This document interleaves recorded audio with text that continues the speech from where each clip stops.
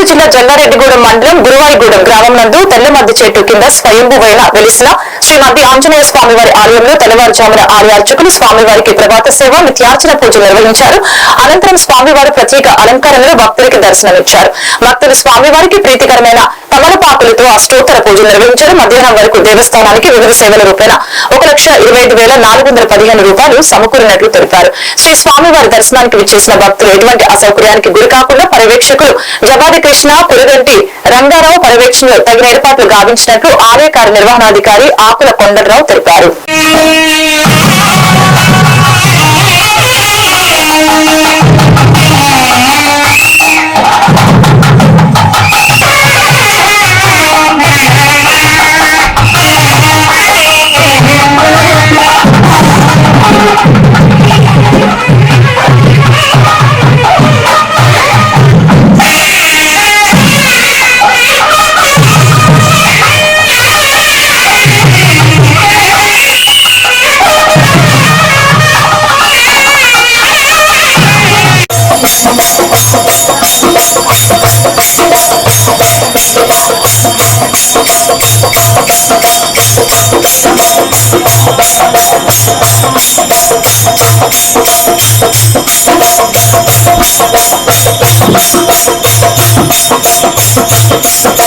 జై శ్రీరామ్, జై హనుమాన్.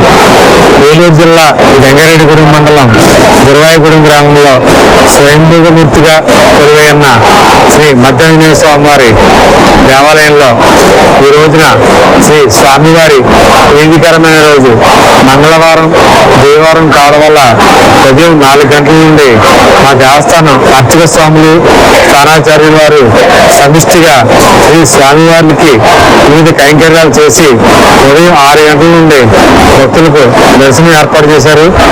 భక్తుల సౌకర్యార్థం 2 క్యూ మార్గాలు ఏర్పాటు చేయడం జరిగింది. 1 ఉచిత దర్శనం, 2 గర్భాలయ దర్శనం.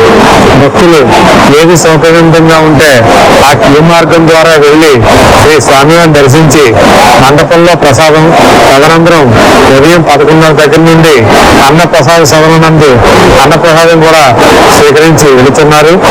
యజుర్వేద పండితులు అనగా శుక్ల యజుర్వేద పండితులు, అధర్వణ పండితులు యథావిధిగా వేదపట్నం చేస్తున్నారు. భక్తులు అష్టోత్తర పూజా కార్యక్రమాలు, వివిధ పూజా కార్యక్రమాలు అన్ని జరుపుకుంటున్నారు. అర్చక స్వాములు అష్టోత్తర పూజా కార్యక్రమాలు, వాహన పూజలు, వివిధ రకాల పూజా కార్యక్రమాలు నిర్వహించడం జరుగుతుంది. అదేవిధంగా హనుమాన్ చాలీసా కూడా జరుగుతుంది. రేపు ఉదయం 9 గంటల నుండి శ్రీ స్వామివారి జన్మ నక్షత్రం పూర్వభాద్ర నక్షత్రం ఇది అయినందున రేపు ఉదయం 9 గంటల నుండి మహామండపం నందు సుభద్ర సమేత శ్రీ ఆంజనేయ స్వామివారి కళ్యాణ మహోత్సవం కూడా అత్యంత వైభవంగా జరుగుతుంది. భక్తులు 50 మంది ఈ కళ్యాణం కూడా వచ్చి తిలకించవలసిందిగా కోరుతున్నాం. యథావిధిగా ప్రతిరోజు కూడా శ్రీ మధ్యాంజనేయ స్వామిని దర్శించి